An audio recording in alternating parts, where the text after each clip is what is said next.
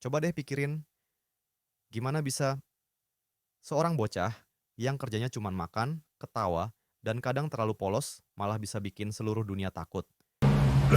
Destroyer of the world. World has a reputation for taking out anything that crosses his path.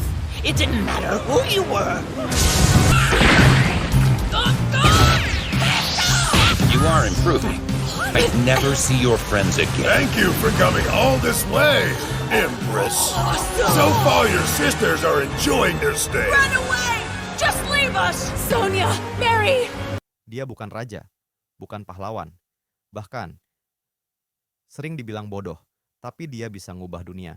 Cuma dengan satu hal, percaya. Sama mimpi, dan sama teman-temannya. Namanya Monkey D. Luffy. Dan ini cerita tentang kenapa dia bukan cuman bajak laut biasa. Luffy itu lahir di desa kecil yang bahkan dunia mungkin lupa. Tapi sejak kecil, dia punya mimpi yang terlalu gede buat anak seusianya. Jadi raja bajak laut. Buat banyak orang, itu kedengarannya kayak mimpi orang gila. Tapi Luffy nggak peduli. Karena buat dia, jadi raja bajak laut bukan soal nguasain dunia. Tapi soal jadi orang paling bebas. Dan semua itu dimulai dari satu topi jerami yang dia dapat dari Shanks. Topi itu bukan sekadar hadiah, tapi janji. Janji bahwa suatu hari nanti dia akan berlayar dan ngelawan dunia. Follow your own beliefs to the end, Luffy. Ride the winds of change, my son. That day you and I meet. Around the bush now, shall we? Instead of fighting, why don't you become a member of my crew? You can take your little offer and shove it up your...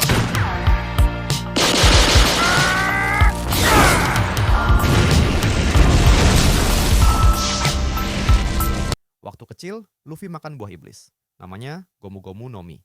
Tubuhnya jadi karet. Bisa melar, bisa mantul, bisa lucu. Kelihatannya nggak keren ya. Tapi, justru itu kekuatannya. Dia bisa lentur. Dia tahan pukul.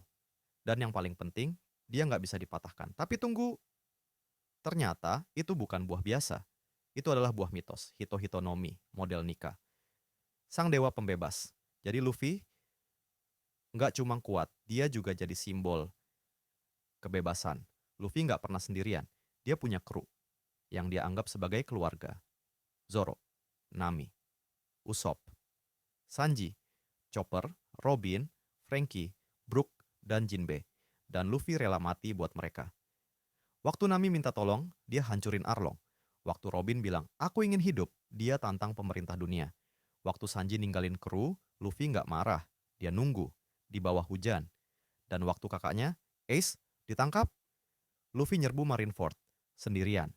Tapi dia gagal. Ace mati dan Luffy jatuh. Tapi justru di titik itu, dia bilang, aku harus jadi lebih kuat, biar nggak kehilangan siapapun lagi. Iya, Luffy kadang bodoh. Dia nggak ngerti arah, suka nyasar, makan terus, nggak ngerti taktik. Tapi justru karena itu, dia jujur. Dia nggak pernah sok tahu. Tapi dia tahu mana yang benar. Dia percaya sama orang, dan dia selalu ada buat teman-temannya.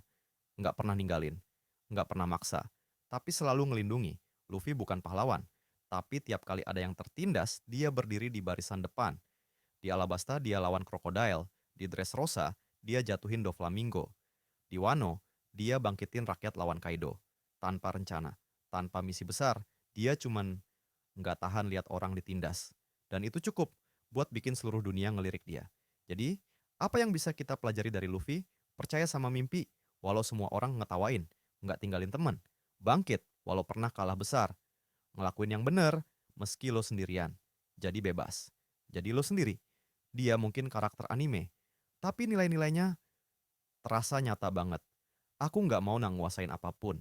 Aku cuman mau berlayar bareng teman-temanku. Dan dari semua petualangan gila yang dia lewatin, Luffy nggak pernah berubah. Dia tetap sama, bodoh, lucu, keras kepala. Tapi punya hati yang nggak bisa dibeli. Dan mungkin dia memang bukan raja bajak laut, tapi dia udah jadi raja hati. Kalau kamu juga pernah belajar sesuatu dari Luffy, tulis di komentar. Dan jangan lupa like, follow, dan share ke kru kamu. Karena di dunia yang keras kayak gini, kita semua butuh satu kapten yang nggak pernah nyerah. Di dunia yang ingin bebas, dia adalah Monkey D. Luffy, raja bajak laut masa depan. Dan mimpi itu tidak akan pernah mati.